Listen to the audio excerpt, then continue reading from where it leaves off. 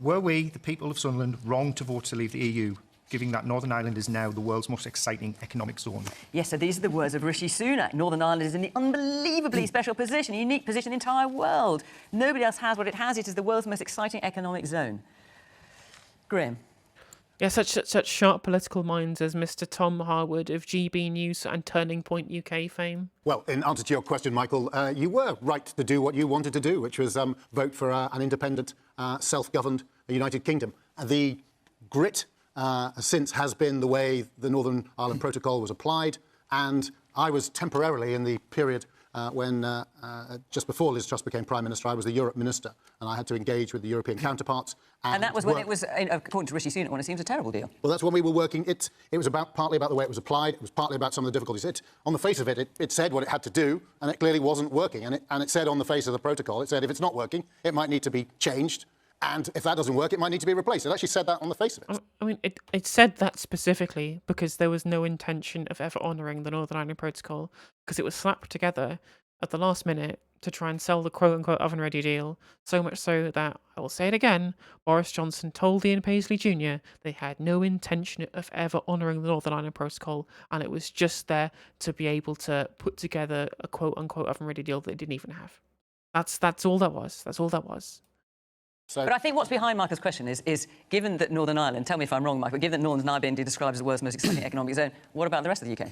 Well, the UK overall is in a strong position, I believe, going forward. We are... But clearly not as good as Northern Ireland, because that's described as the world's most exciting economic zone. Well, because it is an integral part of the United Kingdom, and we're going to see no more of sausages and supermarket goods that were barred from going into Northern Ireland. From now on, it's about the people of Northern Ireland. But that's not really answering the question, Graham. If Northern Ireland is the world's most exciting economic zone, presumably we're not as exciting. We are at a disadvantage. It is the only part of the United Kingdom that shares a border with the EU. It has special circumstances. Why is it able to have the best of the UK situation and our independence, and still have the best of access entirely to the EU? Because everyone has agreed we must protect peace in Northern Ireland and on the island of Ireland. That's why it's a special situation. Right. That's why I think it's a real triumph for the Prime Minister that he's pulled this off when many, including somebody like me who worked on it, wasn't sure that it would be... And like the stupid red lines that went into the investigation in the first place is exactly why we had this kerfuffle over the Northern Ireland Protocol bill in the first place, because there was the ability to stay within the single market, which they didn't do,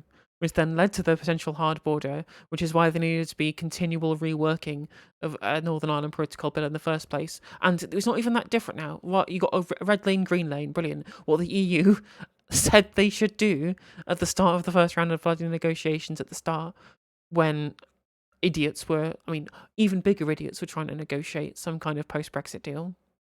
Exactly, it's brainwater at its finest. Well, the gigantic irony of all this is that Sinn Féin, they supported the Northern Ireland Protocol bill. They supported it because they support EU membership on a utilitarian basis, which I guess I can understand. They disagree with the European, the neoliberal hegemony that comes with the European Union, but they see it as a necessary evil towards global having leverage on a global diplomatic scale. And I can see Sinn Féin's point with that. Plus, the Sinn Féin's point about the Northern Ireland Protocol, by keeping the border down the Irish Sea, makes it more likely that the entire island of Ireland gets reunited. So I can understand why they did that. And, based Sinn Féin. Chile under Pinochet is such an exciting economic zone. They probably like it because it pisses off the DUP. And if there's anything worth doing, it's things specifically that piss off the DUP. Awesome. Let's hear from you, Michael, because you've asked this question. If you don't mind me asking, how did you vote in the 2016 referendum? To leave. And so what do you think now? I think basically it's been a complete mess from the beginning. If we aren't... And actually, Michael, before you go, I should say that more people, because we're in Sunderland, which was the second city to... Yeah, like there's no progressive DUP members, right? Like there's nobody, like there's no one who would even, in the DUP, would even pretend to be someone who lives in fucking this actual century and or millennium. Whereas there are plenty of plastic, like Teflon Tories, who will pretend that they are not gigantic, ancient ghouls, at least ideologically. Whereas the DUP are just fucking outward with it. The leader thinks the world is only 6,000 years old. I mean, and it's not only 6,000 years old. Why are you lying to me? To declare on the night of 2016, and with a sizable majority to leave. More people in this audience voted to leave the EU than not. So sorry, do go on. It just goes to show that, as I said, that they've messed it up from the beginning, that the economic downturn is very clearly related to the EU, and even the Prime Minister, by his words, believes that. So somewhere along the line, they've completely lied. They've sold us the wrong thing. It wasn't this so-called oven ready, or it wasn't. So it's just been a mess. And if obviously it was to go again, I'm likely to change my vote. Fiscally conservative, socially liberal, like poverty is bad, but the causes of it are very, very good. Come to a minute. You are a Remainer, so presumably you agree with Michael. Well, I'd be likely to change my opinion. I don't think of the parallel with... What, you've turned into a Leaver now? My favourite group of people in politics at the moment, right? My favourite group of politicians are Tory Remainer types. They are the absolute fucking hilarious, because they've literally all had to double down. Obviously, Keir Starmer is included in this. They've all had to double down on all of the bits that they hate about Brexit and pretend that they're really good.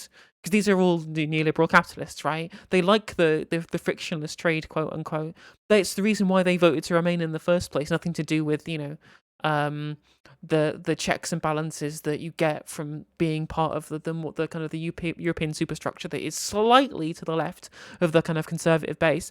But the only thing they ever cared about the European Union was this frictionless trade stuff. And then they're now, as Remainer Tories and Keir Starmer, having to go on TV and try and pretend that they believed in Brexit all along, and they want to get everyone's Brexit opportunities. It's the most blatantly and obviously fake positioning you see from these people, and I find it hilarious that they're looking at their principles just lying in a pool of their own vomit, because they have no principles and they will literally say anything, and I find that very funny. Amazing how many Twitter shitlibs are pretending Starmer never said they were the party of Remain, or that he was talking about protecting the rights of EU citizens within the UK, or defending freedom of movement during the leadership election.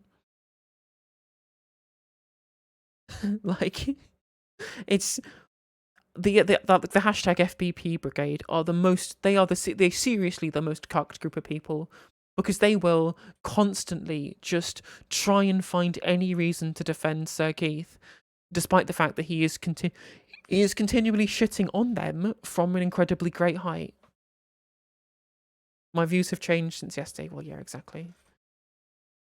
I was arguing on the economics that there was a cost, and I wasn't sure what that would be, and that's why I argued for Remain. When you look at the polling, most people didn't vote because they thought there was some instant economic windfall. They voted because they wanted a more self-governed United Kingdom. If you'd said to George Washington, "Do you know you're leaving the world's greatest empire?" If you can be self-governing and then choose to join the European Union. If you make a self-governed choice to do that, that's your right as a sovereign nation. This sovereignty argument's so stupid, right? So dumb. When the polls change, I change my mind. Like, the thing is I get that there is at least some amount of sway that you can have, right? Corbyn, in the run-up to the 2019 election, said stuff like, I am not a dictator, I will follow the whims of at least my party, what my party democracy believes in, even if I don't personally believe in it, because that's how I believe a leader should function as a leader of a party. And I get that kind of ability to be able to put aside one's principles in to respect democracy. But the thing is, what at least Corbyn always did do was at least try and put forward his own points outside of his own policy prescriptions. He would always try and make a specific point about what he believed. And Keir Starmer does none of this. He'll literally just spin on a fucking dime, depending on what he thinks is the most politically advantageous at the time. I'm a grown-up, my principles can change to whim, this is sensible. Yeah, as far as these people, sensible politics is concerned, like, it's just remaining steadfastly in the centre no matter how far the Overton window shifts. Where you'll have people with hashtag FPP in their profiles, who they will literally have their bio will be proud member of the tofu eating wokarati, and they'll be unironically arguing that it's absolutely fine for Rachel Reeves to say that the Tories aren't deporting enough refugees. They'll with a completely straight face will tell you, like, that these self-described lefty types will try and tell you that there is some kind of moral position that Rachel Reeves is taking by saying that the Tory government should deport more refugees, or that it's better for Labour to just say that the Rwanda plan is just unworkable and unaffordable rather than fucking racist, because it is. You may have a small percentage loss of GDP, therefore you shouldn't do it. He would have laughed at you. He'd have said, we are going to have a self-governed United States and we will make a success of it. And that is what I think Well, hang on, they wanted to be independent. I mean, we were already an independent nation, so I'm not quite sure that stands up to scrutiny. But we were being subsumed into ever greater control from the centre of Brussels, undoubtedly so, and people thought that we could succeed as an No, Kath, we are only 7 minutes in. independent let me nation bring the rest outside of the the panel EU. in. And I think they're going to be proved right. Jonathan. Look, first of all, it is great to be doing Question Time in Sunderland, but actually this is the fire station my dad used to work in as well, so it is... anyway, thank you very much. Can I just say... Oh, his dad was a fire tool maker. I can't make a tool maker joke, but it's literally my dad was a tool maker, part 2. We were laying bets as to how long it would take Jonathan to... And Jonathan Reynolds is the most cringe fucking MP as well. I mean, he probably is from a working class background. Like, I'm not gonna pour fire on that, lol. But he's just the most incredibly frustrating as like business secretary, continually talking about like how pro business. He was the one who was on Sunday with Laura Kernsberg saying that GB Energy was going to be their way of unlocking these markets through targeted investments. And I was just like, these words make me want to like commit seppuku.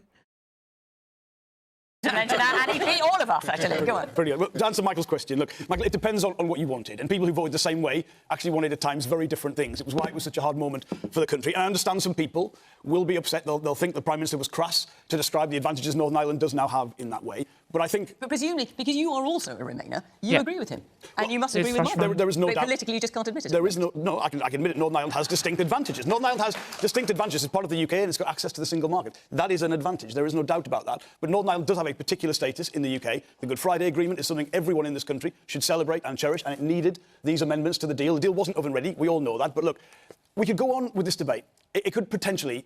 It could never end, OK? And I honestly say to everyone, how long would we be willing to do that for? Even if people want to change their vote and relive that referendum. The uncertainty, do you want to do that? No, I don't, because if you look at one of the biggest problems the UK faces, we have the lowest business investment of any major economy in the G7. The uncertainty that would cause, because don't forget, dissatisfaction with how it's going doesn't mean people want to relive the whole thing, and you've got to bear that in mind. I think what this deal does do is get rid of a serious problem that was in the way of a better negotiated relationship with the European Union that we can deliver in good faith if we're willing to do that. On things like science and on food exports and on our creative industries in the UK being able to tour in Europe, we, in the Labour Party, that is what we will try and achieve. It's not going back to the original debate, but we can improve things a great deal and maybe satisfy Michael and everyone in the room no matter how they voted. Well, let's hear from some more people in the room. Yes, the woman there in the flowery dress. If Brexit has given us this so-called economic growth that we're supposedly trying to see, why, firstly, is the automotive industry on its knees? Ford have lost jobs, Honda have lost jobs, Toyota have lost jobs, Nissan are repositioning some of their work to France. Okay, you say these companies have all lost jobs. Do you actually mean these countries have slashed jobs? Right? These companies could have just not done that. They could have compromised their profits to ensure that people were gainfully employed in the UK. But it's funny, like weird, that these private companies will do what's most financially beneficial to them. Like, sure, there may be underlying reasons why they would want to do that because of the issues with regards to changing economic circumstances in the UK post-Brexit. But at the end of the day, those companies chose to do that. Those companies chose to cut those jobs. And so if you want to blame anybody, why are you not blaming all of these manufacturers who've decided that they would rather fire people than cut into their own profits? You'd have more respect for the FBP types if they kept on with it, but they instantly melted when a centrist started shitting on what they apparently believed in. I mean, there's definitely a couple of FBP types that are still wholeheartedly in support of that stuff. I mean, like, for all his faults, Femi clearly is somebody who has principles that he wants to stick to. I think that he's an idiot, but I do believe that he's at least a principled idiot. And a principled, well-intentioned idiot, unlike someone like Nigel Farage, who is principled, an idiot, and also a fucking monster. Because they're part of Renault, and also, why haven't we got any tomatoes on our supermarket shelves when Spain and France have got an abundance? All right. Yeah, exactly. Like, the thing about them, everybody who keeps saying, oh, actually, well, Keir will just change his mind once he's been elected, is like, okay, so, right, when we're having this discussion, it's usually in the context of the fact that he's broken his pledges, lying to his own membership. And then if they say, well, actually, he's going to change his mind once he becomes Prime Minister, well, then if that's your point, then he's lied to everybody, right? Like, you can't in one either. How this works out is that he's either lied to the population in supporting policy prescriptions that he doesn't do because he wanted to pretend to be more right wing than he is to be able to win a general election, or he lied to the membership because he wanted to pretend to be more left wing than he was to win the leadership election. So he's lied somewhere in this process. He's still a fucking like deceitful piece of shit. At some point within this entire thing, he has deliberately tried to deceive the democratic process to manipulate people into putting him into a position of power. But obviously, we all know that, as people who have eyes and ears and brains, unlike some people on the internet, that it was obvious if he was going to lie to anybody, it was going to be the Labour membership, because he had to gain the support of people who joined the party under the Corbyn premiership, who wanted to see a fundamental economic change in this country, and to be able to then get his iron fist grasped around the machinations of the Labour Party, he had to lie to them to then expel them. It's as simple as that. And I fully, all of the stuff that he's saying now is clearly his actual political beliefs, because he's 20 points ahead in the polls. Literally the meme. He's literally 20 points ahead. He doesn't have to pander to all of these idiots who don't know what the hell they're talking about, and all the racists who he clearly wants to pander to. He doesn't have to do that, but he is doing that, despite the fact that is not necessary. It's completely unnecessary. So the only thing that you could possibly draw from that would be that that's his actual politics. Sienna something, whatever her name is, she's all right. I think is that the one you're talking about? Sienna Rogers? The person right at the back in the hat. We talk about independence and so many different reasons. It's fucking Weird Al Yankovic. Amazing. I hope he plays UHF. For voting to leave the EU. But the most worrying thing is even bigger than the economy. It is the insistence on Britain having its own Bill of Rights. As a non-binary person whose friends are largely transgender, our rights are being constantly attacked, not only by the Conservative Revision. I hope they play UHF.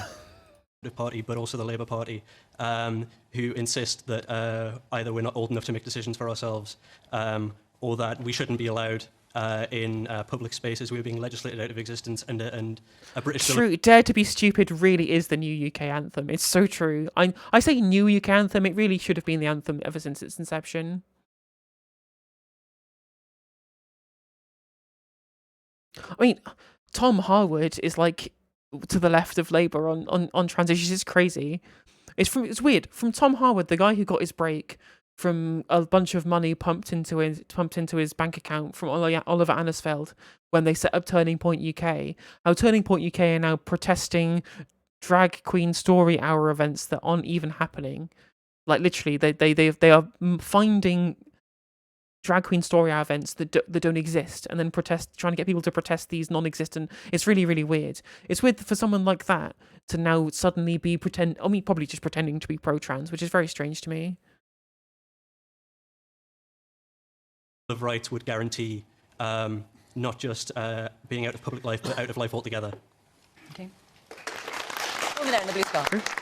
I just wanted to say, why does everyone keep having this obsession that Sunderland is the highest vote leave? I'm sick of hearing it. I'm from Sunderland. No, I didn't say you were the highest vote leave. I said that you were the second Okay, city but to that's declare. what it's always pitched on these programmes. Let's come and see all the silly Brexiteers in Sunderland. Are you suggesting that I was saying that? Because I certainly it's wasn't. always the impression that all television programmes give. And almost 40% of people here voted Remain. And it's only because we called it first. Everyone thinks we're the highest. So can we just please have some clarity on that? We can. But Thank certainly you. we didn't claim that on this programme tonight, Mhm. just to be completely clear. Thank you. Now, I do genuinely think that he's a Tory. I actually think Tom Harwood probably is someone who has these principles, right? I think people misunderstand a lot of the time. There are probably a large portion of these people who get given these sweetheart deals by incredibly rich people to shill for libertarian ideals, for example. Like, Tom Harwood's clearly had money pumped into him from Legatum, from Marshall Wace, from the Koch brothers, from the Heritage Foundation, all that kind of stuff. He's clearly had all these money pumped into him, and all of his ventures he's had with Turning Point UK and with GB News, etc., etc. But to be in that position in the first place, he's probably been found because he already had kind of libertarian style views. I don't think it's a grip. I think he believes genuinely everything that he believes. But, these people will always get promoted to the positions that they're in because of the views they already espouse, right? as Noam Chomsky would say, I don't believe you're self-censoring, but, if you believed anything else, you wouldn't be sitting where you're sitting.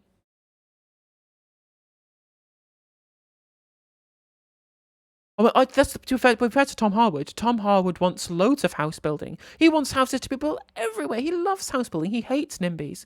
But all of the houses that he wants are so that people in the construction industry can make huge amounts of money off of government contracts, and not actually building proper social housing to be used for the utility of housing people. I mean, there's clearly a happy medium. I did a whole segment about it. So, Tom, so Michael's question, were we, the people of Sunderland, wrong voting to leave, given that Northern Ireland is now described by the Prime Minister, no less, as the world's most exciting economic zone? I don't think we should take much credence in the Prime Minister trying to oversell a deal that he's done with the European Union. Clearly, there's So you don't believe that?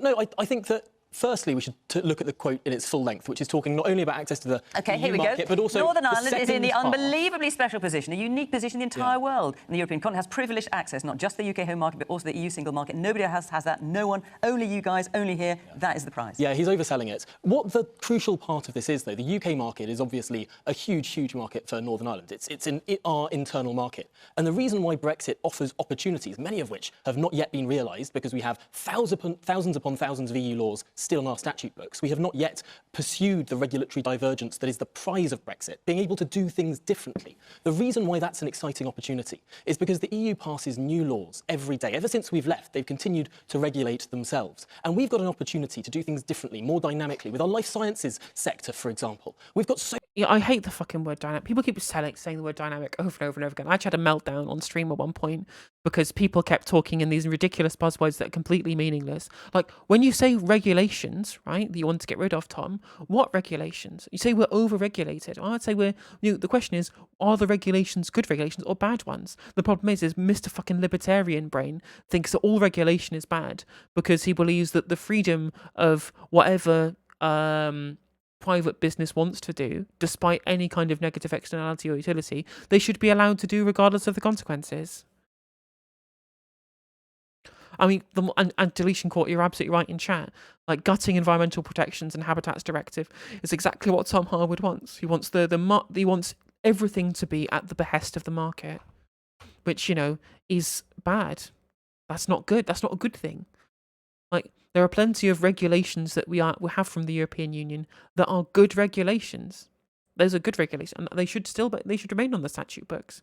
The problem is, Tom Harwood clearly is trying to smuggle in this idea through his rhetoric that because something is a law that's on the statute books because it's from the EU, it means that it must also therefore de facto be bad, rather than good or bad dependent on context. So many growth opportunities by becoming this sort of regulatory sandbox. Now, the problem is, if you're in the EU single market, you can't make those rules. You can't cut your own VAT on so many issues. You can't sign your own independent trade deals around the world. You can't levy your own tariffs. You can't sanction your own Russian oligarchs. So now we can do that because we've left the single market. These are material opportunities that are open to us. It's one of the reasons we've been able to lead so well on Ukraine. It's one of the reasons why this country... Yeah, that's the frustrating bit, right? So if we had like a proper left-leaning attitude towards Brexit, we'd be able to take a bunch of the EU directives that were pretty, pathetic in their scope, but good in theory, and expand them so that they were much stronger and much better at regulating things that the EU does a poor job of regulating. Now, there are some things that the EU does well on the regulatory side, and I will always admit that. But, they will always be beholden to neoliberal capitalism. Country has been able to stand pretty proud, whether it's our vaccine rollout, whether it's actually the ability of coming out of what was a terrible, terrible time for the world. 2 years of lockdowns and of pandemics and of death. We are just emerging from that now, and I think it would be remiss, it would be wrong to try and look at our economic situation right now and say, this is all to do with the vote that happened in 2016. Look at what's happened since then. Look at the 2017 election, the political uncertainty, the fact that we almost had a Marxist become our Chancellor of the Exchequer. That scares off business. Fucking based. Good. I hope they're fucking scared. You're right, John. Okay, yeah, nationalise it, mate. Investment. We can't look at this thing as if it's only one issue. Okay. I think the gigantic irony is that's not even the case. That's not even the case, and that the genuine fucking heterodox economists, but not Marxists, to say the least, looked at John McDonnell's plans in the run-up to 2017 and gave them all the rubber stamp, right? John McDonnell had fucking meetings with the OBR. He was far further to the right than a lot of the other kind of left-wing elements, especially in the Socialist Campaign Group. He's clearly the least left-wing of a bunch of those people. And the idea that somehow him being Chancellor of the Exchequer means that all the businesses would leave, it's the same kind of delusional posting. Do you remember the Brexit advert in the run-up to the referendum with all of like the money birds leaving and then coming back eventually to then fund the NHS for £350 million a week? That's what Tom Harwood has in his brain, the idea of John McDonnell becoming Chancellor of the Exchequer.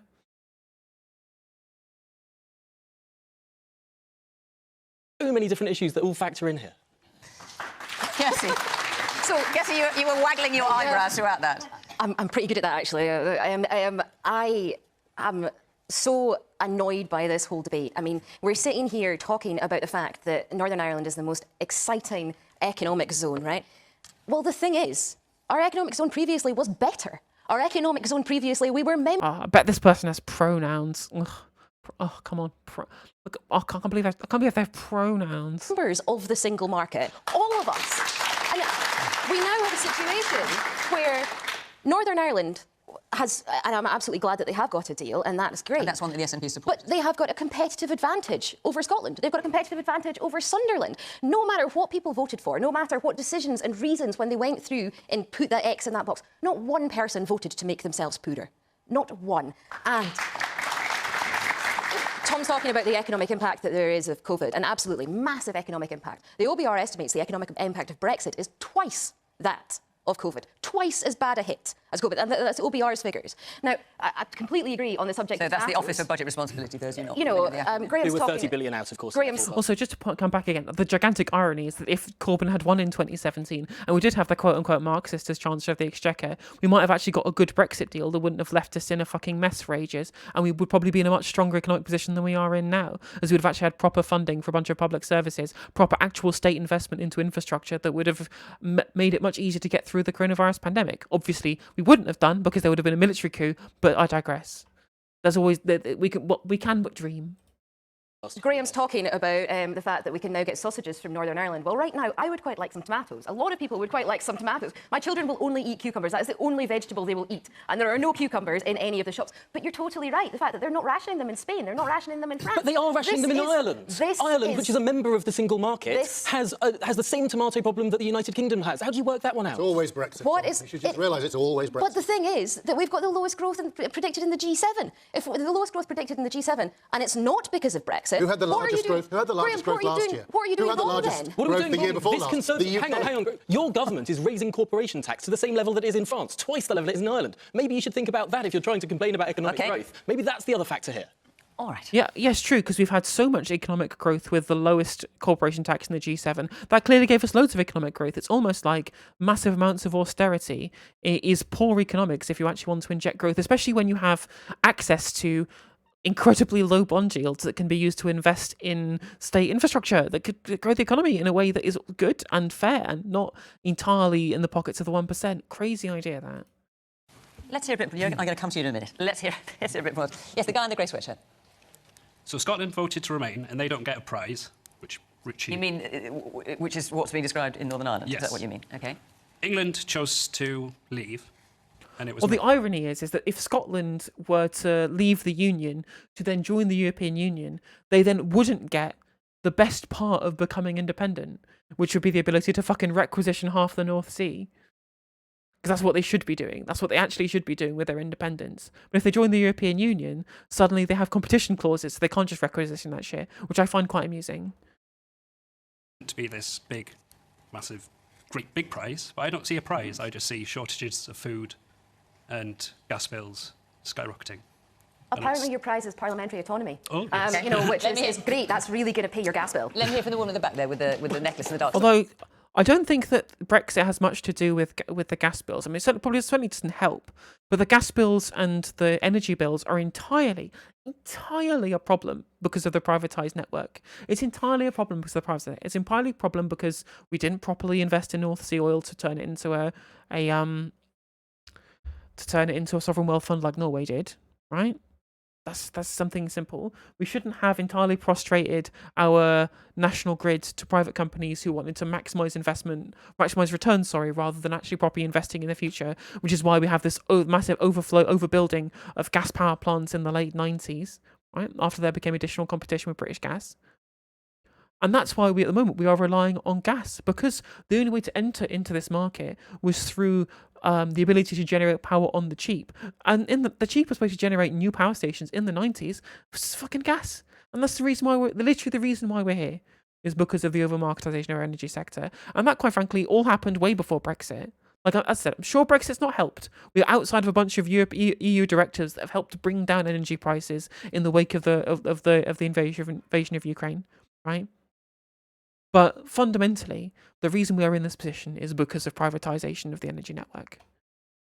Funny enough, it literally is, because the energy subsidy that the United Kingdom government has done to respond to these energy crisis is illegal in the European Union under their state aid rules. That's why Northern Ireland had to have a different scheme. Up until this point, up until this deal, Northern Ireland had to have an entirely different scheme than the energy price guarantee, because EU rules made that illegal. There are so many examples of things EU countries have subsidised energy bills in a different way. In a completely different way. And that was less the UK energy subsidy, and there are many criticisms that you make of it. I appreciate your passion, but I've just got to bring other people in as well. Yes, the woman... And crazy how he's complaining that people are getting angry about the fact that we used Brexit to be able to use the power of the state to be able to fund people's energy bills, which I find quite interesting. You know, like, it was if we were in the EU, we'd be regulated, we wouldn't be able to use the state to be able to fund stuff. And I'm like, okay. Well, this sounds like you like the state intervening on. It's weird. That's a weird all these libertarian types. Liz Truss, who did the energy price guarantee in the first place, and Tom Harwood now suddenly say that state intervention is suddenly this good thing all over again. How very strange. They estimated we'd have well over $1 trillion in sovereign wealth fund if Thatcher hadn't used it to fund tax breaks. Yep, isn't Thatcher great? Love it, love it, love it, love it. You got a free 600 quid. I mean, I think I got £240 is what I got to pay for electricity in my household.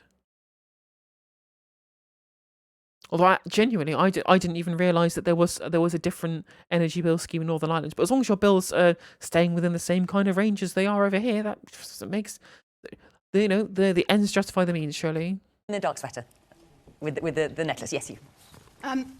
The comments Tom makes are often in this sort of abstract and sometimes very hard as a talk show host to sort of follow on these programmes and verify instantly. I think one of the things that's really important for the North East, where I've lived for 31 years across Durham, Sunderland, Gateshead, Newcastle, and a little bit into Northumberland for a short while, what's really important is the communities, the social cohesion. And without the EU Social Fund, the communities up here will be left even further behind. So much of the good stuff that's happened here has happened thanks to the vision which England was part of, or representatives of England, in distributing money into places that Westminster, the Tory government, have never, ever done. And, this is really important. OK, thank you.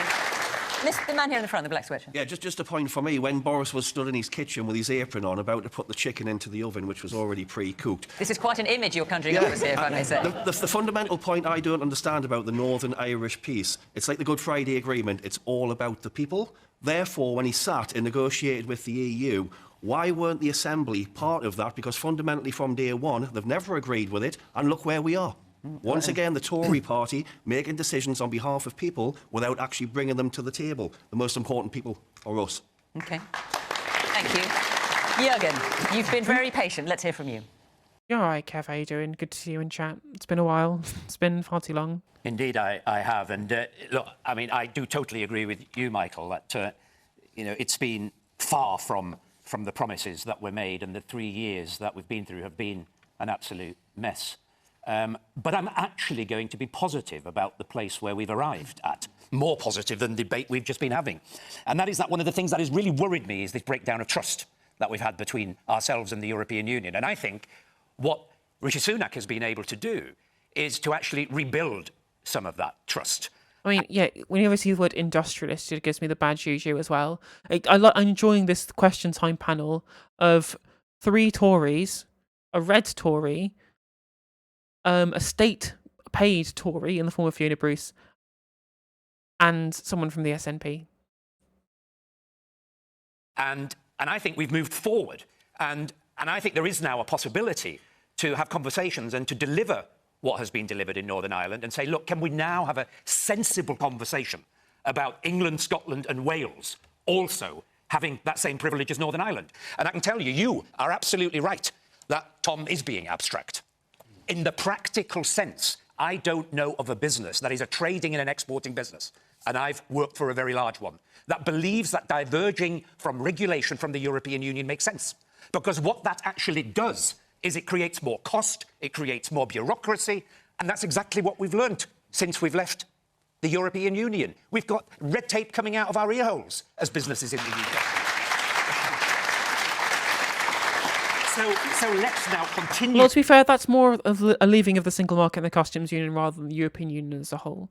There could theoretically have been some kind of EFTA-style, Norway-style agreement, whatever, that would have negated this red tape, theoretically. So, I mean, say what you want about Brexit, but I think that the main things you've got to think about, it's the access to the economic area is what these businesses are finding is it difficult for red tape. Like, I literally have a friend, right? I love him to death, but he owns a business trading Magic the Gathering cards, and he voted for Brexit. I think it would benefit his business, and it's like, what the fuck? You sell most of your cards on Magic Card Market, which is a EU-based Magic card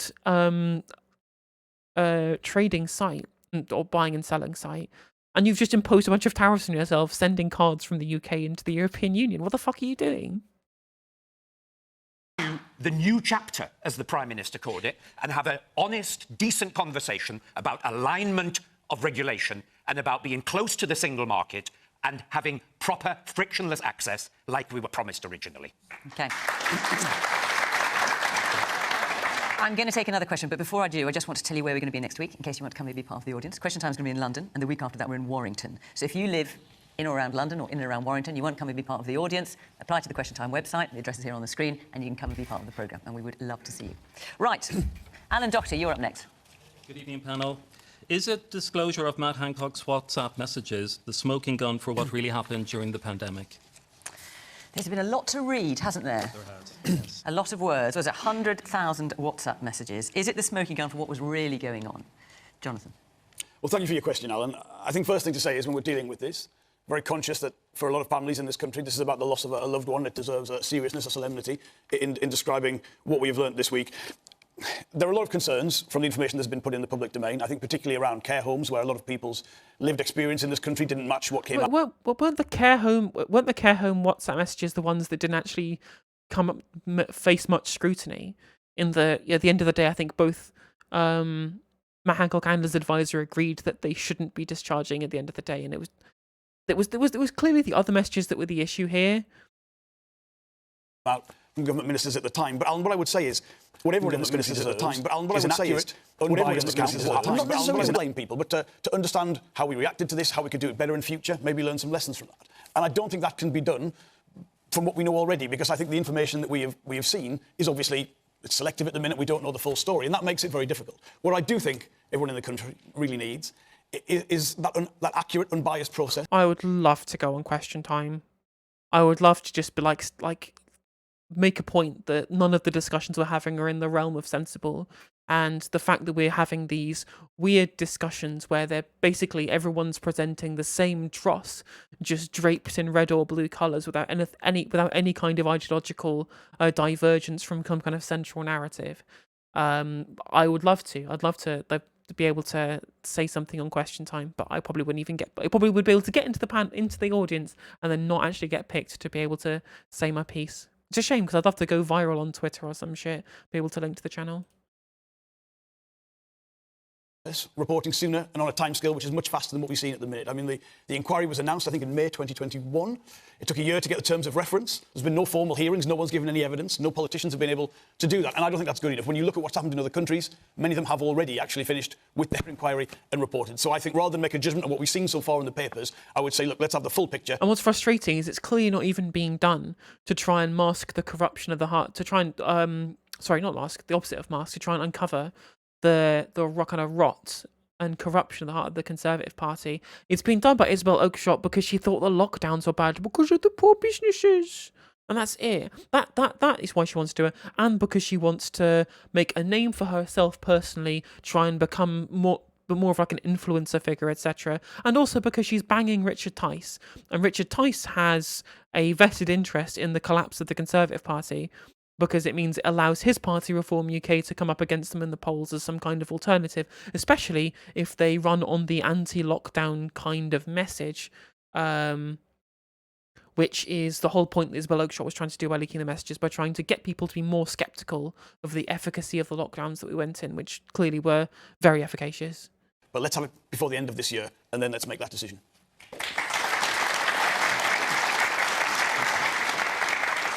Graham, has it been embarrassing to read these WhatsApps, having out in the public domain? You've got Matt Hancock describing teaching unions as absolute arses. Do you agree with that? Well, I agree with... Do you agree with that? Sorry, with that calling particular teaching comment. unions absolute arses? No. And what about the other thing? So when you've got Matt Hancock talking about not testing everyone that comes into care homes because it would muddy the waters. We can't quite know what that means, and he says it does not mean that he didn't want to do it, it just says he couldn't do it because the capacity wasn't there. But when you read these things, what are you thinking? Well, I agree with Jonathan that what we need, this is such a serious, I mean, it was such a convulsion of the nation, so many people lost lives, it disrupted the whole nation, the economy, people's everyday lives, their liberty. This needs to be looked at properly, and that's why we have an independent inquiry. And in terms of, we'd all like to hear from it sooner rather than later, but it's an independent inquiry. We've got to let it decide. It has access to all this information. But in the meantime, we've got all these WhatsApp messages and what they are, and they are clearly a partial account. They're only Matt Hancock's messages, and there's a limit to how much we can read into them. But what they do appear to paint is ministers briefing against other ministers. Hancock talks about fighting a rearguard action against the then Education Secretary, Gavin Williamson. Is that how it should be done? We're in the middle of a pandemic? Well, Fiona, you're the journalist, so you know what journalists look for, and that's what they put in the papers. But there's 3 St James Bibles worth of messages from one man who was working 18 hours a day, 7 days a week. He will have made mistakes, he would admit it, as well as other things. What I think you would get if you were fair and you weren't selectively splashing in a newspaper, you would get the impression of people who were working absolutely flat out and determinedly to save lives and try and find the right answer. And all of you will remember, do you remember when we'd have a sense of certainty about how things should be, and then 3 weeks later, the facts would change again, and every time you thought you knew what we should do, you'd find yourself in a different position. It was extremely difficult. They worked extraordinarily hard under immense pressure. And if you were to go into any of our personal, you had tapes of everything we'd all ever said, you could selectively make us all look bad and pick out things that the wrong thing. That's why you need, as Jonathan said, we need to hear from the independent inquiry. And, personally, I suppose as government minister, I shouldn't have a personal thought, but I think having signed a non-disclosure agreement, having promised to protect and use the information given, I can't help feeling that the journalist in this case did betray that and trying to say the public interest. If these were secret and this inquiry couldn't get at it, then fair enough. But that's not the situation, and therefore it just seems gratuitous to me. What's interesting again is I've mentioned this before in stream actually, is that Tony Blair talks about the Freedom of Information Act being his worst mistake when he was in power, and this is why they all communicate via WhatsApp. It's why Sue Gray, ironically, is known as somebody who teaches other people in the civil service to destroy paper trails so that FOIs can't be used to track down important information because they don't think the public should know that kind of stuff. And it's very funny to me that Keir Starmer is trying to hire Sue Gray, not because I think that she's too close to the fact that she was the one who published the report on Boris Johnson. I don't give a shit. She probably did that entirely within like the remit that was done supposed to be. But this is a person who is known. She's literally famous in the civil service for being so good at covering people's paper trails. And someone like Keir Starmer clearly wants to have his paper trail discarded. You'd think, right? You'd want to ensure that he had all of his bases covered. But also, basically, we're kind of sure at this point, based on a weird non-story that Pippa Crerar shared on Twitter, we're pretty sure that she was an MI5 informant in Ireland during the Troubles. She was just on vacation in a IRA-controlled area at the height of the Troubles. So it's strange that, just allowed to get passed on by members of the IRA in her car. That's weird that happened for a random civilian that's definitely not an MI5 undercover civil servant at the time. It's really weird, isn't it? Very strange. I mean, Isabel Oakeshott isn't here. We did ask her to come on the programme. She's been doing many media interviews today, so she couldn't come all the way up to Sunderland. What she has said is she's claiming this was in the public interest. Yeah. That's why she did it. Jürgen. Well, it doesn't pass the smell test, does it? But look, I live in some hope because I can't actually believe that despite all of the chaos at the time, that these massively important decisions like do we test people going in and out of care homes, do we open, close schools, that these decisions were being made via WhatsApp. I just can't believe it. You know, if you're a business leader, and I hope if you're any leader, you're trained in crisis management. And these decisions are made in crisis management meetings where all the experts are assembled, minutes of the meeting are taken, and then the decision is made and it's noted down. If that's the process you follow... Yeah, but what about the pesky public wanting to know about the minutes through a freedom of information request? Have you thought about that? You may still make the wrong decision, but at least you followed a process and you can rationally say why you've made it. And that's all what Matt Hancock now needs to tell us. But I do agree with you, Graham, and Jonathan, let's not do that via the media or WhatsApp. Let's let the proper inquiry, let's accelerate the inquiry, make sure it's independent. Let's see that these meetings that I'm talking about were really happening, decisions were made properly, and let's find out the truth. And I can tell you, if Matt Hancock was making these decisions via WhatsApp, he is in deep, deep trouble.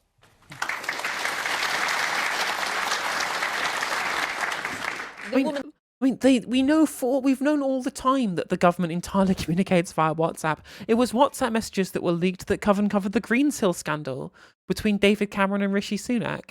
Like, actually, I think Aaron Bastani made a good point. I think the biggest message from the WhatsApp leaks that we've got was George Osborne being on hand from Matt Hancock to write a positive article in the Standard. That's basically obviously we all knew it already. We all knew the entirety of our print media was controlled by a very small cadre of old boys who all went to school together, all know each other, and all scratch each other's backs over and over and over again ad infinitum, right? We all knew that kind of stuff.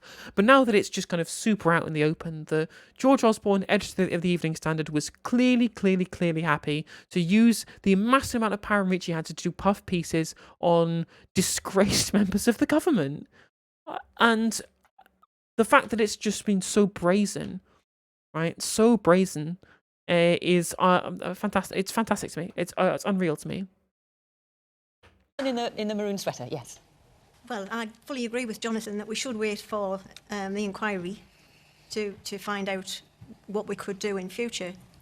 And, we hope this won't happen again, but the experts say that it could. However, going to what Jurgen's saying, my query is, why do ministers believe that WhatsApp, which we all know is prone to leakages, why would ministers choose to use that form of communication? Well, in this case... Prone to leakages. I mean, it's famously encrypted. There was so much talk about having talk around WhatsApp specifically because of its encryption. Well, I guess they could have used Telegram, like... Hancock handed over all his WhatsApp messages. They weren't breached. It wasn't security, but he handed them all over to Isabel Oakeshott. Right. Is that arrogance or stupidity or just sheer carelessness on his part? Well, they were writing a book. That's how she got them. Yes, the woman here in the front. Yeah, I mean, it's incredibly stupid of you to write a book about your time during the pandemic with someone who fundamentally disagreed with your flagship policy for dealing with the pandemic. He's such a clown. Is it possible, right? Tinfoil hat right on. Is it possible that he deliberately did that, asked Isabel Oakeshott to leak it, so that it became some kind of press hubbub that took people's minds away from the issues of the cost of living crisis or anything else that's going on with the government? Is that... I can't be too far wrong, can I? Even Matt Hancock can't be that stupid. The comments around the teachers' union. And Matt Hancock's clearly been shown that he is happy to be the fall guy. He was always the guy going on the morning round, on the TV shows every single day, being hammered by the media, being told how much of an idiot he is, and he was happy to be the whipping boy to protect, to protect Big Dog, unironically, in the form of Boris Johnson. Is it too far-fetched for me to say that he would just publicly humiliate himself over and over? I mean, he might have a fetish. I mean, he's down so far down that rabbit hole of public humiliation now. Like, all of these WhatsApp messages are just a fly in the ointment at this point. My mum's a teacher, incredibly proud of her. She worked so hard throughout the pandemic, including in person every other week. I'd like it to be known that teaching is a very female-heavy profession, 75% female, and I do wonder if there's a feminist issue here as well. Would Matt Hancock and Gavin Williamson be making similar comments about industries that are more male-dominated? So Gavin Williamson said... I mean, of course, on these... I think that's I think that's a bit of a stretch to say that they were specifically saying it because it was something to do with the fact that they were, no, they just fucking hate the unions. They hate all the unions. They hate the nurses' unions. They hate the train drivers' unions. They hate the postal unions. And of course, they hate the teachers' unions. They hate all of the fucking public sector unions. They hate all of them because they fundamentally disagree with their existence and the goals that they desire. It's simple. It's not difficult to understand the position that they're in here. These are WhatsApp, to be fair, these are WhatsApp messages that they thought were private and are in the heat of the moment. But this is what Gavin Williams has said of teachers. I know they really, really do just hate work. I mean, his wife is a teacher, it's worth pointing out. Mum was in work. Oh, we're talking about unions, sorry, rather than teachers, sorry. Yes. Forgive me. They don't hate Teaching work. unions. They work constantly. Even now, she's working at the weekend. She doesn't... Teachers have summer holidays, all these holidays. She doesn't. She's working constantly. 4 days every other week, she was teaching in person. And if she wasn't doing that, she was online, preparing materials, doing stuff like that. She works throughout. And as I said, I think... And teachers are work harder now than they've basically ever worked in the history of this country. The way that the education system has changed the curriculum is just, it's really, really poorly done and just has multiplied the workload for teachers. Massively so. Although they don't say that specific stuff about the rail workers. When they talk about the RMT specifically, they call them fucking dodgy communist Marxist types, right? Ooh. Which, true, based. There is a question around feminism and misogyny here as well. Okay, all right. The man in the white top, towards the back there. Yeah. Yes, you, sir. Yeah. You know what sickens me most about this whole thing? I saw a picture of Hancock and Oakeshott with Hancock's book, Pandemic Diaries, which was serialised in the Mail, I think, and he was paid $48,000 for that and probably gets money from the sale of the book, but thankfully, I think it flopped. How have we got a system that allows a Member of Parliament, who was a serving minister at the time of the pandemic, how is he allowed to write a book? What have the Members of Parliament on the panel got to say about that? OK, I'm going to come round. OK, should Members of Parliament be able to write books? He wrote a book. I have. I don't think that's the worst thing that's happened out of this is that Matt Hancock wrote a book out of this stuff and nobody fucking bought it. Like, who cares? I mean, if you're going to say MPs are getting paid by media institutions to do and say certain things, I think writing a book about the pandemic isn't the least of my worries about the collusion between the media and elected politicians. About their experiences, yes or no?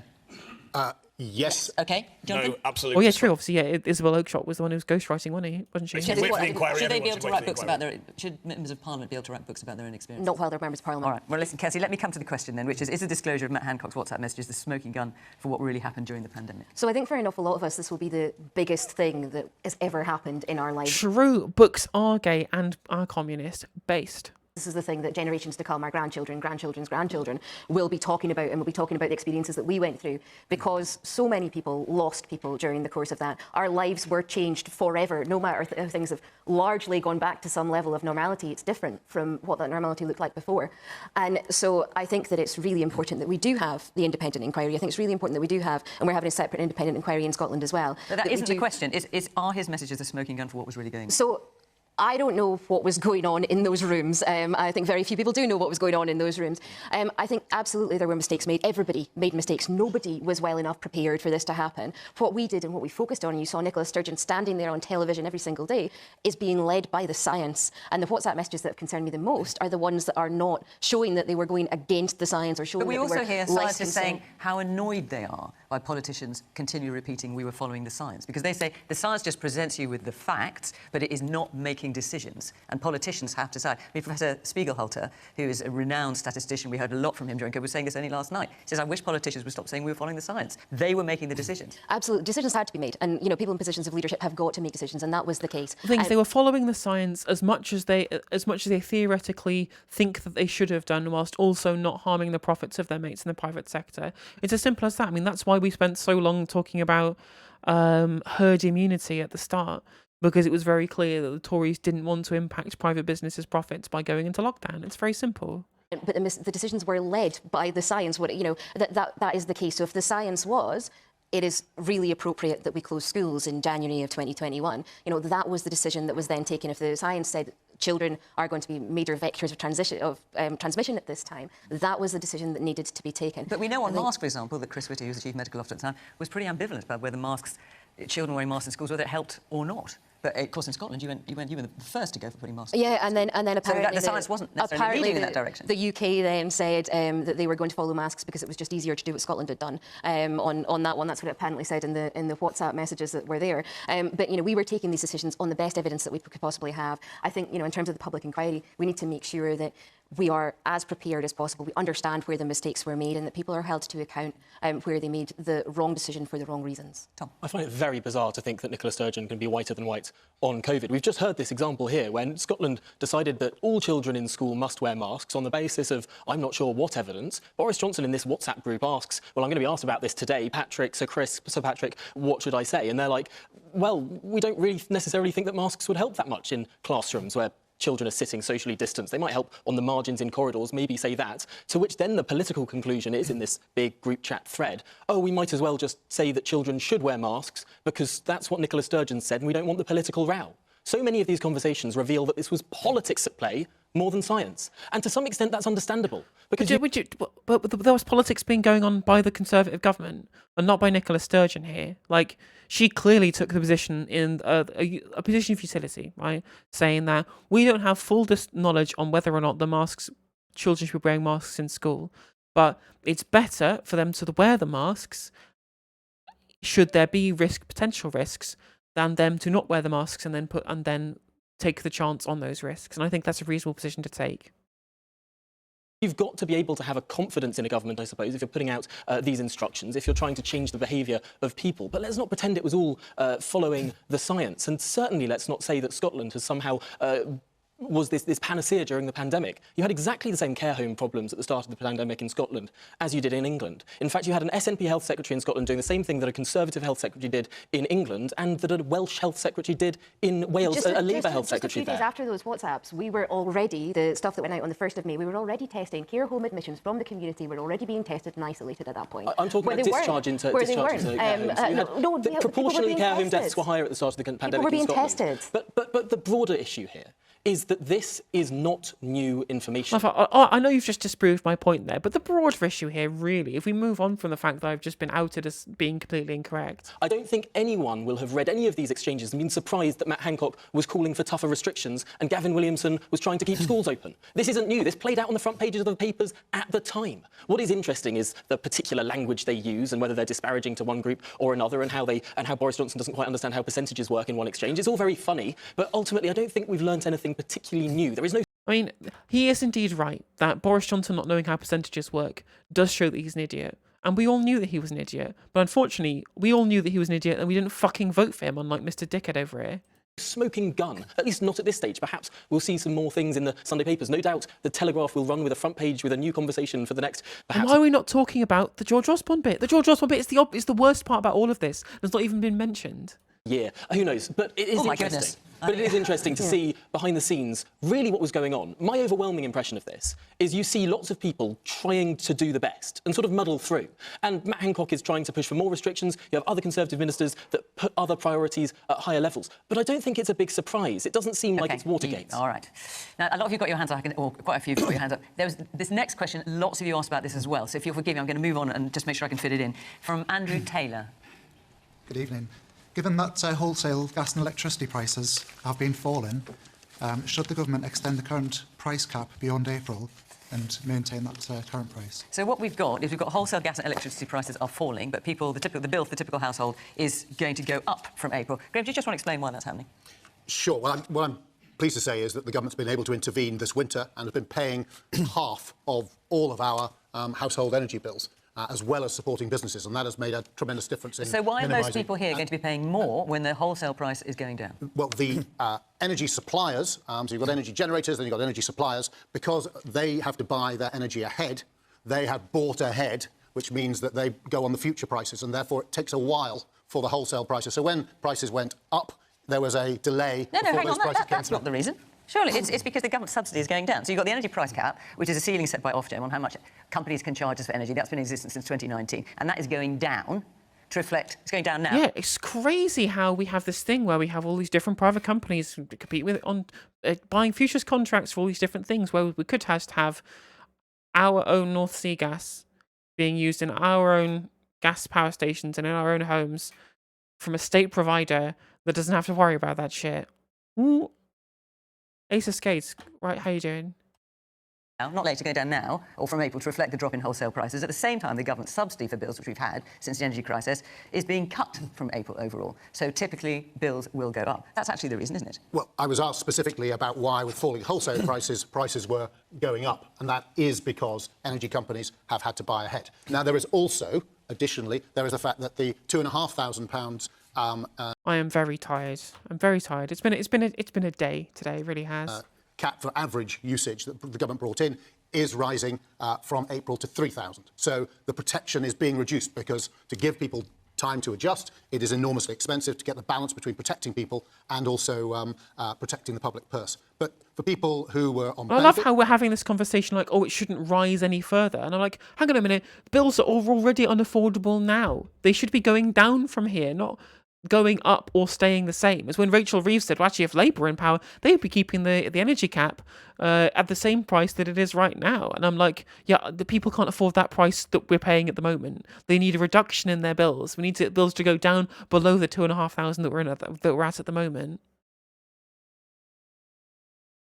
It's odd how this excuse for wholesale prices is used when the price goes up or down. The prices ever only go one way. Yeah, exactly.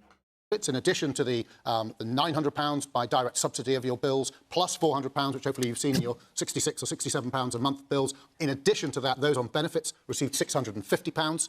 So for someone on in a smaller home with around £2,000 bill, pretty much their whole bills in those cases being paid. And this coming year, we're raising that to £900 for everyone on benefits, plus payments for those with disabilities and pensioners. So we're trying flat out, and have been, and I've been at the centre of it, working to find the right way to get the balance where we had to help everybody and then move to making sure that we do still help everybody, but we help the most vulnerable the most. Kirsty. Because of the change in prices, the government has got an underspend on this. There's £15 billion extra that the government was intending to be spending on this. So the government has got that money. Now, what we're asking for is for that money to to continue the subsidy? Yeah, at the level it currently yes, is. because of the reduction in the wholesale prices. So we are asking for that money to be given to the people that are paying the energy bills. You know, it is the case that food's gone up 17.1%, right? This is not the only increase in cost that people are seeing. People are really, really struggling. I mean, you guys will be seeing it in your surgeries. People are coming through your door in more dire straits than I've ever seen in my time as an MP or as a councillor previously. People are really, really struggling. And the government has got the spare money that they could be putting in order to protect all of us from this increase in the prices. Do you agree with that? In which case, why don't you? Of course, the government is borrowing money. So when Kirsty, in that classic style there, somebody talks about spare money, it isn't spare money. This is all money which will be in future taxes on people. It's money that nonetheless you're anticipating you would spend more. It's not money that's going to be a future tax on people. Stop lying. That's not how public debt works. I'm going to lose my mind. The deficit does not have to be paid back. This is not how the budget is not like a household budget. That's not how this works. And even then, it doesn't even necessarily have to be borrowed. It's only if you really want to prop up the pension funds by increasing the number of available bonds on the market, whatever it is. What you actually really want, what you can do, is you have the power. This thing called a central bank. It's crazy, I know, but you have a central bank. This does this thing when a government spends money. It just creates the fucking money. That's how governments always end up spending money. The only reason when you say borrow is when you then take the money that you've printed to the central bank and then put that into bonds, right? That's it, right? You don't have to do that. You can just create the money out of nowhere, right? That's the thing that you can just do. You can just run a budget deficit. Budget deficits are fine, right? We've had budget deficits every fucking year for the last 20 years, basically, at this point, right? If we continually have budget deficits, they're not a problem. I'm losing my mind. And getting that balance right, but we are absolutely determined, and we've said we will keep it under review to make sure we keep doing the right thing to protect people. We've done so through this winter, and I expect us to do so going forward. Jürgen. Well, what fascinates me about these debates is that it's a rerun time and time again, isn't it? You know, we sort of go and we say, we need support, we have these debates, government says no, and eventually government is sort of forced to say yes. And I'm going to predict here today that it won't be very long before government says, yes, we are going to extend the subsidy, because it's just the obvious and the right thing to do. Because, yes, it's not an extend the underspend. subsidy until the point where gas prices come down sufficiently that it doesn't cost people more. Exactly. You know, and it's not an underspend, but there is about 15 billion that thought was going to be spent that's now not. I think there's a deal to be struck with the energy companies who are making more profit out of this. By the way, I'm not generally a fan of windfall taxes, but this is genuinely a windfall, and this is genuinely huge hardship for people here in Sunderland. So just, you know... I prefer windfall nationalisation. He's an industrialist. That's literally the only title that they gave him when they introduced him at the start. Just Jürgen, industrialist. That's it. That's all I know about him. Just do a deal, and make an extension for, you know, another 3 months. By the way, there is the beast from the east coming. It's going to carry on being pretty cold. It can be here on the coast, and just help our communities through this difficult time. Let's hear from the woman right at the back. I don't agree with what the Conservative MP is saying. I've been following the gas prices on the BBC website, on the commodities section, and in July last year, the GB UK futures price was 369. It's now 118. It's gone down 2/3. Why are we not seeing the benefit of that reduction? True. And here in the pink shirt.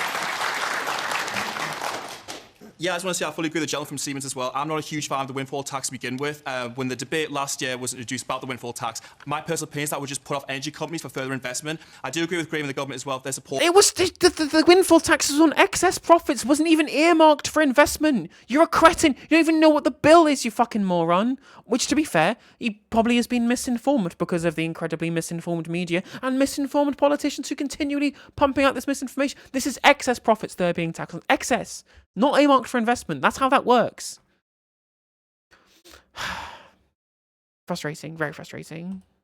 For households across the country and businesses. And finally, I just want to quickly just add, I do fully support Isabel Oakeshott in bringing truth to power in the previous question. And I think she deserves my... Truth to power? She works the fucking Telegraph. She's banging the member, the leader of an incredibly right-wing political party, who's a property developer, who's backed by huge amounts of dark money. She is the power. She literally is the person who was asked to ghostwrite a book by somebody who was in government. She is literally connected in every single possible way to all of the levers of power. How can she possibly hold them to account? She wasn't doing them to hold them to account. She was doing it for her own self-image, right? And to benefit the guy that she's banging. That's literally it. She wants to advance her media career on Talk TV. Do you think she was doing this for the good of the country, or because of the fact that she's just this fanatical, this crazed anti-lockdown fanatic? Oh God, how like this? I know. I try not to get angry at the audience members rather than the people who are actually on the panel. But my God, that guy takes the fucking cake.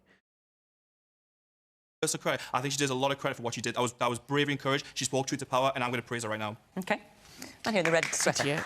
I would like to see the oil companies that are making billions, and we see it in the newspapers every day when people are struggling, and the government is saying they have to borrow money. Why not, as a windfall tax, take something off them?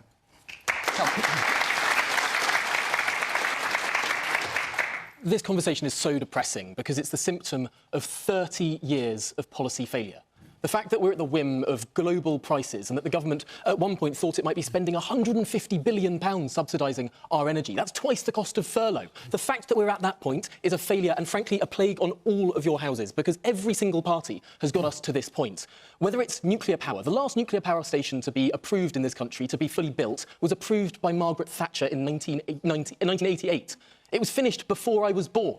We haven't constructed a new nuclear power station since then. And that's a failure of the Conservative Party, that's a failure of the Labour Party as well, and of the SNP, who in government have banned new nuclear power in Scotland. They have legislated to ban it. Or if we take oil and gas, we have got a wealth of oil and gas off the North Sea. The Labour Party has said that it would explore no new oil fields. The SNP has in their energy... Yes, because new oil fields will do nothing to wholesale gas prices. That's not how free markets work. That's how global markets work, Tom. Tom, you're the capitalist. You're supposed to know this. You're supposed to know that, about the issues of supply and demand. Okay, so we're going to open up a single new oil field in the North Sea. I don't wonder how that's going to increase the supply when we are literally having to deal with the entirety of the North and Barents Seas competing with Norway or competing with gas from the petro states within OPEC, for example, right? Yet you say, well, actually, if we open up a couple of new oil fields that won't come online for another fucking 5 years in the North Sea, suddenly this massive flood of new supply will suddenly give us so much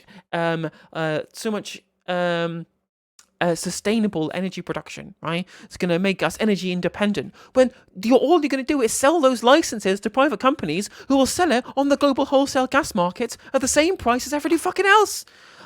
This is your job, Tom. You're a fucking journalist. A presumption against exploration, but it's not just oil and gas, it's also wind farms. It's wind farms because the Conservative Party have banned onshore wind farms. Companies want to build these things, many communities want to have them, and the Tories have banned them. But it's not just wind farms, it's solar farms as well. Guess what? The Green Party has been campaigning against solar farms. Whether it's the Longfield solar farm, or the Derbyshire solar farm, or the Hastings Park solar array, all of these have been campaigned against by local Green councillors. I don't think there's a single form of energy production in this country that a politician, or across the board politicians, have supported. We live in a country now where every single politician, every single political party... All right, I'm going to say exactly the same thing I said during his rant about house building as well, which I agree broadly with this idea that we do need to increase the supply, just not with the fucking private sector. Let the state do it. It's a natural monopoly. There's no point. The market competition does nothing. It needs to be the fucking state. Because I genuinely agree. More wind farms, more solar farms. Great. Build them. Nuclear. Love it. Fantastic. Great. Just make sure it's the fucking government that's doing it. Make sure that it is owned by the state and not being done to enrich the pockets of a bunch of energy barons, because the additional supply will not then go into benefit to be able to get prices lower. It will just ensure that there are more profits available for rich people. That's all that will happen. Party from each direction find reasons to say no, to stop development, to stop growth, to stop our own homegrown energy. Frankly, I don't care if it's shale gas, if it's fracking, if it's wind, if it's solar, if it's nuclear, if it's oil, if it's gas. I don't care. Just build it. Just do it.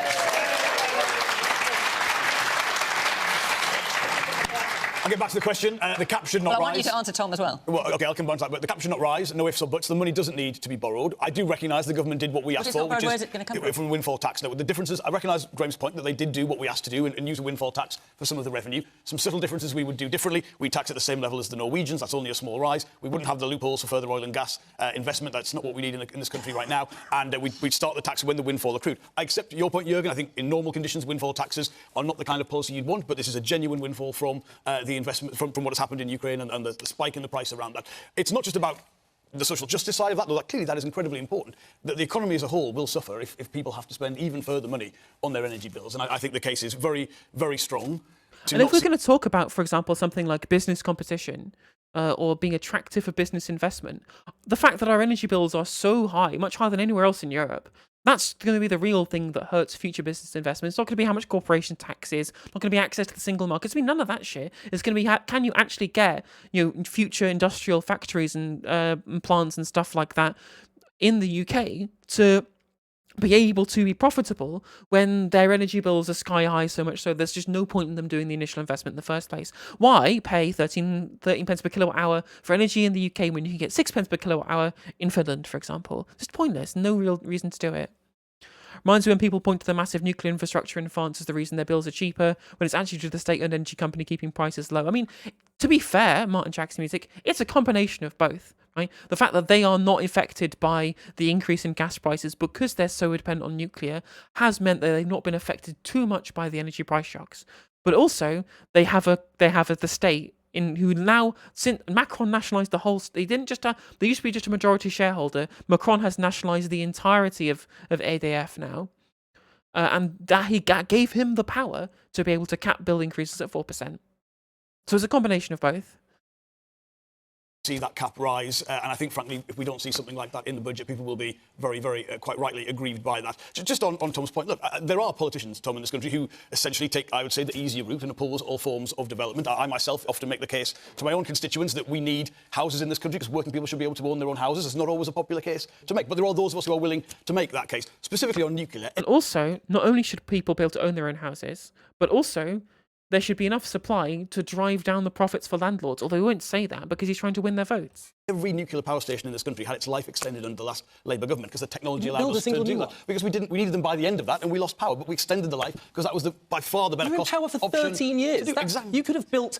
it takes about 10 years to build a nuclear power station, and the issue is, every single time they're proposed, Nick Clegg said this in a famously viral video in 2012, we couldn't possibly build a new nuclear power station because it wouldn't come on stream until 2022. And what would be the use in that? This is the short-termism in our politics. It's a presumption against development. Dare I say it? It's an anti-growth coalition of all different parties, whether it's the Conservative Conservative Party stopping wind farms, or the Labour Party stopping oil and gas, or the SNP stopping nuclear power. They're all at it. They are all at it. OK, all right, I'm going to hit a couple of points before I move on. Yes, person here in the check. Ironically, Labour are the ones who are in the right, because it's the additional oil and gas that will not actually bring prices down and give us the sustainable bottom-up growth that we actually need for working people. The actual genuine way of being able to get the prices down and to make ourselves, more sustainable and to have more abundance to be able to keep prices down is state invested and owned green energy, because it doesn't rely on wholesale gas prices. Right, that's it. That's the solution. You wanted a solution, I've fucking given it to you. There, yeah, I just want to say I disagree with the Conservative MP in that even if we were to accept the fiscal idea of a government as similar to a citizen, in which its only way to get money to fund subsidies is to borrow money, which it's really not. But I don't want to get into that complexity of economics right now. But even if the UK was to borrow money now in 10 or 20 years, wouldn't an increased tax base help pay for the subsidies that you're borrowing now to functionally? Thank you. Yeah, Thank you. Increased tax base and also increased growth, and also inflation devaluing the money as well. All of these things mean that these are things that mean that deficits can be justified. Point, yes, and the woman here. I'm just take one last point before I move on. Yes. Tom described the discussion as very depressing, and then went on. We've had some very theoretical discussions and some historical analysis. But I can show you what's really depressing, and what's depressing is the level of poverty in areas of this town and very many other towns. Why has no one mentioned privatisation? Why? Why we have an entire panel full of people talking about the energy prices, talking about the issues of energy prices. No one's talking about fucking privatisation. Why are we not talking about the fact of the issues of privatisation that have got us to this point? Why is this not being a discussion at all on the panel or in the audience? No one's talking about it. Why? I'm losing my mind here.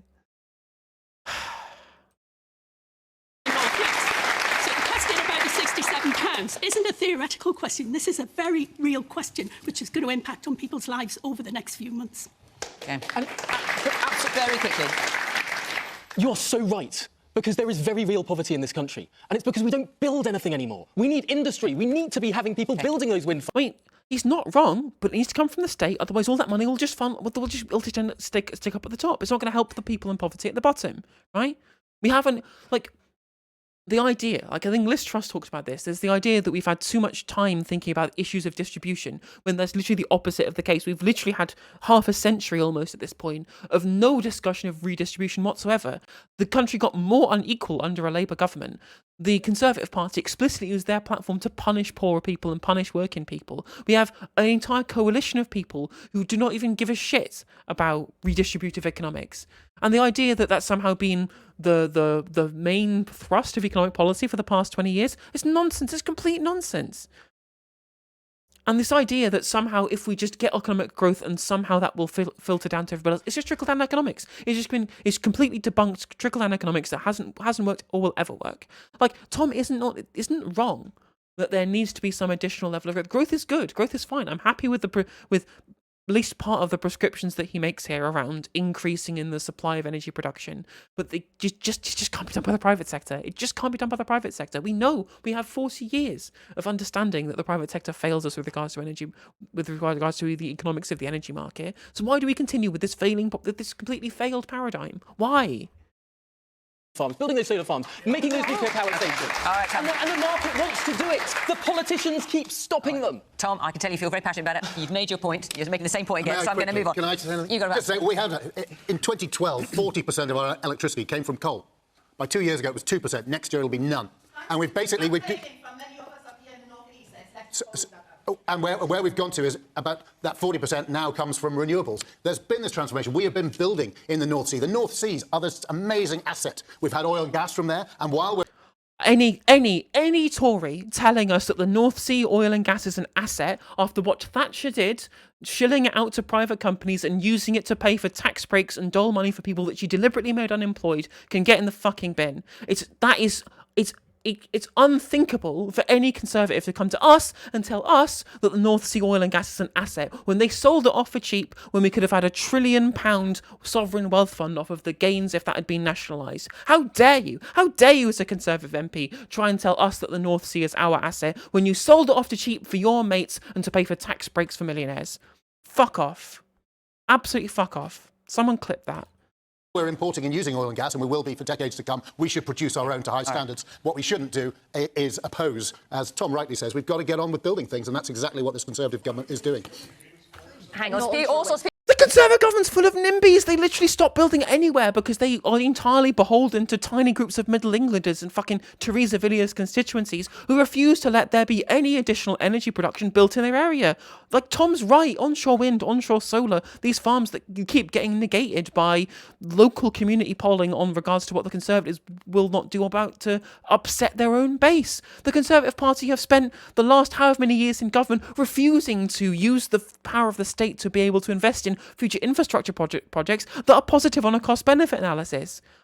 You are the party of no investment in no building and no construction. I'm losing my. I hate this country. I hate politics. Why do I do this to myself? People are shouting out, and I can't tell who was it shouting out there. By renewables, what do you mean? Because 40% of it now comes from gas. And in another question, what's the government's actual plan? Because the cost of energy isn't going to go back down to what it was. It's now sourced from the likes of LNG and other sources from Qatar. They're putting massive risk premiums in. So what's the actual plan? Because this isn't going back down over the course of the next 4 or 5 years. Just quickly, the expectation is that prices will come down as production goes. It's a market. It responds to high prices. You get more production. That's how it works. But we're going flat out to reduce our dependence on fossil. You don't get more production because it's a fucking cartel. OPEC have literally dropped production because they're a cartel. Why? Why am I doing this to myself? Fuels. So you saw in our last year's auction, we saw the biggest ever amount of renewables. For the next 5 years, being while this bid energy for. transition goes on, what's the plan for the midterm? For 5 years, are they just going to stay at this price? Because you're trying to get away from Russian dependency. I know we don't get that much from there, but then again, you're going to try and transition to green energy, which is wind farms, solar. They're going to take years to build. So what's the plan? We're building them flat out now. What's the medium-term plan? That's what you're asking, isn't it? For the next 5 years, what's the plan to keep bills down? Well, one of the things we have to do, and unfortunately the Labour Party and the SNP, while we are I think they're referring to renewables there rather than oil and gas, so I will retract my previous statement. users of gas, about 75% of our energy today is from fossil fuel. They're saying we shouldn't explore in the North Sea. Our gas in the North Sea has lower emissions than the stuff we're bringing in from Qatar. It makes no sense, environmentally, economically, or anything else, not to maximise our returns from the North Sea, even as we build more renewables as fast as we can. This man here in the front. What you haven't mentioned is water. They spend millions and millions and millions on something that works for 20% of the time. Use the water. It'll work 100% of the time and it'll last forever. There hasn't been any investment in water. We're going to need water. Water from my time as a child where one parent went to the baths one week and now people are having 2 showers a day. Now we need water. We need something to be done about it. Use the 2 of them. Reservoirs that haven't got turbines in, put casings down. Has anybody done anything at all about that? Yes. Not a penny. It's so blindingly obvious. Now, we've only got about 5 minutes left. I was going to go to that. You know what you could do about the water companies? You could do about water companies. You could fucking nationalise them, couldn't you? You could nationalise the water companies. You could do that. I can't believe what crazy idea that you could nationalise the water companies. Privatisation is definitely not a thing that's massively failed yet another industry in this country. I think I'm going to keep this going because there are lots of hands up and lots of people want to make their voices heard. Yes, the man there in the green shirt, in the green jacket. Yeah. There's like windfall taxes on the oil and gas companies. Would it not be better just to renationalise energy and then the profits can be put back into fucking base? Put this guy in Parliament. Finally! It took us, 53 minutes of this programme, and someone's finally said the word, which is nationalisation, has come to the root cause and the root issue of all of these problems, which is the fact that it's privatised. Finally. Finally, someone said it. Well, Jonathan, that's exactly what your party pledged to do. Are you changing your mind now? No, I think, to be honest, if you look at the... where those problems... Corbyn, anti-Semitism. I can't look too anti-business as the shadow business secretary, literally in the party of the Labour, when I was standing as the shadow business secretary for Corbyn, when he was saying to Ashley, I don't remember that at all. fucking hell. Look at him squirm about being asked about the only sensible policy and sensible solution for any of this shit, and having to pretend that he doesn't agree with it, or having to pretend that he didn't pretend to agree with it beforehand. Sort of accruing is in the production side, and it is not feasible to nationalise multinational companies on that scale, and it wouldn't give the kind of relief. I think I understand the frustrations people have and why people But you look did sometimes to renationalise it. No, we didn't. Did you not? All sorts of things. Not the likes of Not Shell that and BP. particular I one. mean, you're talking about enormous companies of tremendous resources would be required to do that, and frankly, I think that would be a distraction from getting the support to people when they really need it. It's much easier. And Fixing the whole system from the ground up, that's just a distraction from continually papering over these gigantic fissures in the failure of energy policy over the past 45 years. What are you talking about, Jonathan? much better to say this is where you get the money from. Don't see the cap rise in April because people can't afford that. Okay, man there in the waistcoat and jacket combo. Thank you. I think the real problem is the growing wealth inequality, and none of the political parties seem to want to address that. It's been growing greater than it ever has done over the last few years, and certainly since the pandemic. Fucking Mr. Ice Gem. Mr. Ice Gem, he's on fucking point. It's all about distribution. There's an issue of distribution. We are the most unequal country in Europe. He's bang on. And unless you address that, there's always going to be people that can't afford their bills. The man in the grey sweatshirt there. I just want to kind of go back to the point of you saying that you have to borrow that money, but you budgeted to actually do that to April 2024, and there's actually prediction models that'll show that the actual off-gem cap will be below the EPG by June. So why not just July. leave it for 3 months, and then you won't have to spend or borrow anything, and we can kind of follow and absorb those reduction in wholesale prices. And when you say the EPG, the Energy Price Guarantee, which is a subsidy that the government is paying, I mean, that's the point that a lot of people are making. Just keep it going for a bit longer, and then you help people over that transition, is what Jürgen's making, and actually if prices come down. The gentleman makes a very good point, and we keep it under review. Oh, so should we expect to see a change then, which is what Jürgen thinks? Oh, come on. Tonight. Listen, what are you, Minister for Energy Security and Net Zero? If anyone knows, it should be you. Come on, Graham, let's hear it. Is this position sustainable for the government, or do you think it will change? We have, as I said, we've intervened on an unprecedented scale precisely. No, you said that already. Exactly. So in the response, when you say watch this space... And we will continue to keep it under review. The budget's coming up. The Chancellor likes to have a rabbit to pull out of a hat at the budget. But what it does mean is, in the meantime, people are suffering from this uncertainty. It is freezing. It is really cold. People cannot afford to have people can't afford to have 2 showers a day. People can't afford to have 1 shower a week because of the cost of the hot water. People are really, really struggling. I think the wealth inequality is a major issue that we are seeing. We've done an awful lot of things in Scotland, particularly around improving our child poverty rates. So it's now 6 percentage points below the ones that there are down here because of what we have put in, because of the Scottish Child Payment that will give children, by the time that they go to school, by the time they're 6, 10 grand the family will be getting, which compares to £1,800 of equivalent benefits in the UK. Now, we are doing that because we want to reduce child poverty, because we recognise it's a massive issue for creating that wealth inequality. And, if the Scottish Government could also, it's up to you how you spend your money, but obviously if the government is reducing the subsidy, you could step in and just give a bit more to top that up. We have, Graham was talking about borrowing. The thing is that the Scottish Government can't borrow in the same way as the UK Government has. We've got a legal responsibility to have a balanced budget on an annual basis. We can't Graham do just it. said fortune. I don't think we don't have to. Well, do you know what? It would be great if we were an independent country and we could do this. We could make our own decisions. All right, okay. Let me hear a bit more from the audience. Let me hear a bit more from the audience. True. The person at the very back in the glasses. Much has been made of windfall taxes, and the Conservative ministers there said that the money wasn't spare, that it was being borrowed. But the reality is that there are many corporations in this country who don't pay their taxes fairly, who utilise tax havens and loopholes to escape from payment. Amazon, for instance, through tax deductions and such, failed to pay £800 million in 2021. So when we're talking about these taxes, it shouldn't just be windfalls from when these companies manage to be doing well, but consistent taxation system, a closure of the loopholes across the board that would not only manage to increase government income, though albeit to alienate some Tory donors, but fundamentally an economic system that would allow the government to make huge amounts of revenue off the taxes that these companies should be paying. You put your point very well. I'm afraid we are out of time, so I can't take that back to the panel. Forgive me. What you missed out on was that you were all going to be asked, should we all delete TikTok from our phones? So I leave you to ponder that. I have opinions about that one, but we shall say that for a later date. Our hour is up. Thank you very much to all of you here. Thank you to the panel. Thank you to the audience here in Sunderland for putting your points so passionately. And thank you at home for watching, future YouTube viewers. If you were enjoying the content, you can become a member for just 99p to help support the stream. God knows I fucking need it, so I might be quitting my job. And if you're watching on Twitch right now, if you would like to contribute, you can drop bits or subscribe. It's never expected, but always appreciated. And I think my brain has seeped out slowly through my ears after watching that, which was fun. It was good experience.